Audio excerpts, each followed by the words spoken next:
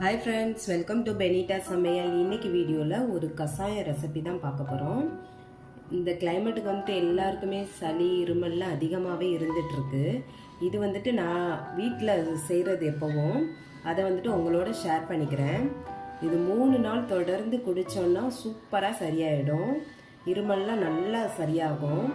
இது நீங்களும் செஞ்சு பாருங்கள். வாங்க இப்போ எப்படி பண்ணுறதுன்னு பார்க்கலாம்.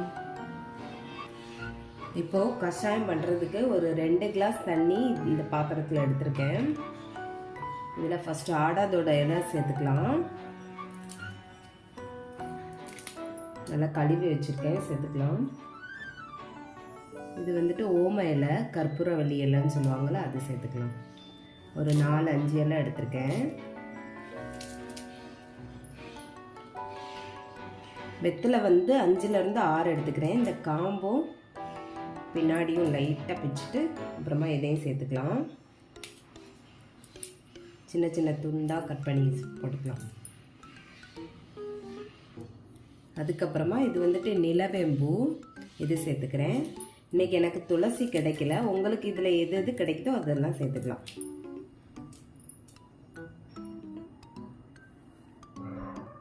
ஒரு 3 கிராம்பு சேர்த்துக்கிறேன்.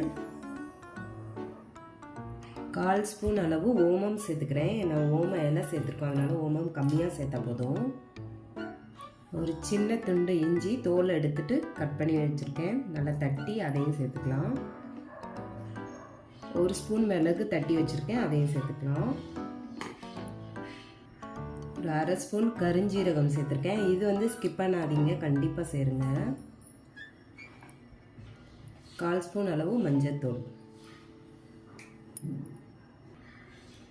1/4 ஸ்பூன் ஜீரகம். இப்போ இதெல்லாம் லைட்டாக மிக்ஸ் பண்ணி விட்டுக்கலாம். 2 கிளாஸ் தண்ணி சேர்த்துருக்கோம். இது வந்துட்டு நல்லா 1 கிளாஸ் வர்ற அளவுக்கு வற்ற வச்சிடணும். இப்போ கஷாயம் வந்துட்டு நல்லா கொதிச்சிட்ருக்கு. 1 ஸ்பூன் முழு மல்லி சேர்த்துக்கலாம். மிளகு வந்துட்டு பொடி சேர்க்காதீங்க, முழு மிளகு தான் சேர்க்கணும், அதான் நல்லது. இப்போ நல்லா கொதிக்கட்டும்.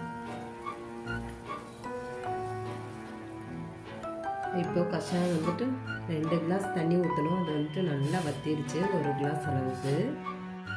இப்போது இதை ஃபில்ட்ரு பண்ணிக்கலாம்.